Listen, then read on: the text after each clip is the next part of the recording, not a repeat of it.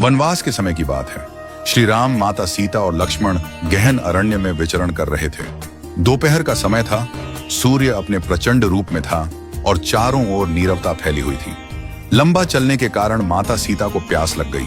श्री राम ने भी प्यास महसूस की और उन्होंने चारों ओर दृष्टि दौड़ाई, परंतु दूर दूर तक केवल वृक्ष, लताएं और पथरीली भूमि ही दिखाई दी।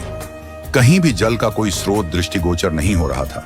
भगवान श्री राम ने नमन करते हुए प्रकृति से प्रार्थना की, हे प्रकृति मां, यदि कहीं पास में जल स्रोत हो तो कृपा करके हमें उस ओर मार्ग दिखाइए।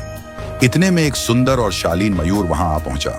उसकी आंखों में विनम्रता थी और मुख से प्रेम टपक रहा था। उसने नतमस्तक होकर श्री राम से कहा, प्रभु, यहां से कुछ दूर एक जलाशय है। यदि आप आज्ञा दें तो मैं मार्गदर्शक बनकर आपको वहां तक ले चलूं। श्री राम ने मुस्कुराकर कहा, प्रिय पक्षीराज, यह तो अत्यंत पुण्य का कार्य है, परंतु तुम इतने चिंतित क्यों हो? मयूर ने धीरे से उत्तर दिया, प्रभु, मैं उड़ता हुआ जाऊंगा और आप पृथ्वी पर चलेंगे।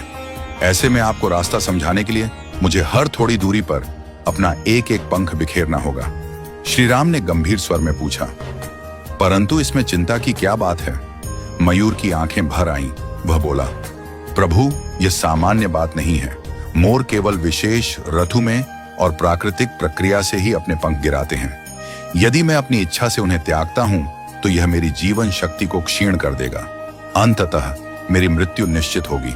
यह सुनकर श्री राम की आंखें नम हो गईं। फिर भी जल के बिना माता सीता की पीड़ा देखकर उन्होंने मयूर की सहायता स्वीकार कर ली। मयूर उड़ता गया और एक एक कर अपने सुंदर पंख गिराता गया। श्री राम, लक्ष्मण और सीता उन्हीं पंखों के सहारे मार्ग तय करते हुए आगे बढ़ते रहे। जब वे जलाशय तक पहुंचे तब मयूर थककर भूमि पर गिर पड़ा। उसकी श्वासें मंद पड़ने लगी थी। जीवन का अंतिम क्षण आ पहुंचा था। उसने भगवान श्री राम की ओर देखकर कहा, प्रभु, आप वही हैं जो संसार की तृष्णा मिटाते हैं। आज मुझे इस पुण्य का सौभाग्य मिला कि मैंने आपकी तृष्णा मिटाने में योगदान दिया। मेरा जीवन धन्य हो गया। अब कोई भी इच्छा शेष नहीं है। श्री राम उसके समीप आए, उसके मस्तक पर करुणा से हाथ रखा और बोले, प्रिय मयूर, तुमने जो त्याग किया है वह केवल जल नहीं बल्कि प्रेम और समर्पण की गाथा है। मैं वचन देता हूं कि अगले जन्म में जब मैं कृष्ण के रूप में अवतरित होऊंगा तब तुम्हारे इस उपकार को नहीं भूलूंगा।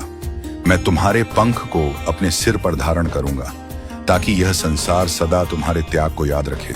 कहते हैं कि जब भगवान विष्णु ने द्वापर युग में श्री कृष्ण रूप में अवतार लिया तब उन्होंने मस्तक पर सदैव मोरपंख धारण किया। वह पंख कोई साधारण आभूषण नहीं था, वह एक आनंद की पूर्ति थी, एक पक्षी के समर्पण, प्रेम और सेवा का सम्मान।